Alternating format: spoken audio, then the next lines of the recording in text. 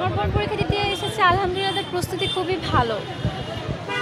আচ্ছা আমরা কিন্তু একটা বিষয় দেখতে পাই যে পরীক্ষার আগে কিংবা পরীক্ষার্থীর চেয়ে তার গার্জেন কিন্তু বেশি টেনশনে হ্যাঁ, থাকে। এটা তো সবার ফ্যামিলিতেই থাকে যে তাদের ফ্যামিলিকে একজন এক্সাম দিবে, তার ফ্যামিলির যে এক্সাম দিবে মেম্বার, তার যেহেতু টেনশন থাকে, তো সবারই একটা টেনশন থাকে যে কীভাবে পরীক্ষা দিবে, তার হেলথ নিয়ে পড়ালেখার টেনশনে অনেক টাইমে অনেক কিছু হয় বা নার্ভাসনেস হয়, তো তাকে সাপোর্ট দেওয়ার জন্য সবার একটা টেনশন থাকে।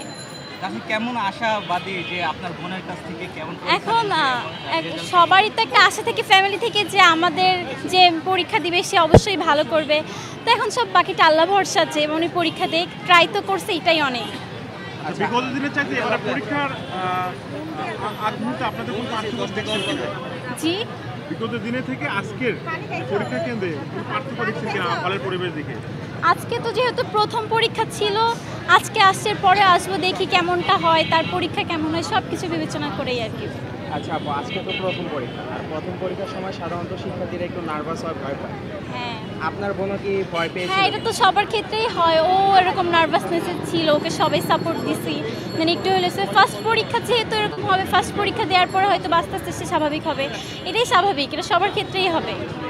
তার ভয়টা কিভাবে কাটিয়েছেন বা কিভাবে অ্যাপ্রিশিয়েট করেছেন? আমার বাবা মা আছে, আমি আছি, দেন হচ্ছে আমার বাসার যে টিচার পড়ায় তারাও খুব মেন্টালি অনেক ওকে সাপোর্ট দিছে, দেন ওকে সব কিছু বুঝাইছে ভিতরে কেমন হবে বা কি করবে, কীভাবে লিখবে, সব কিছুকে মানে ওকে সব বুঝাই দিচ্ছে।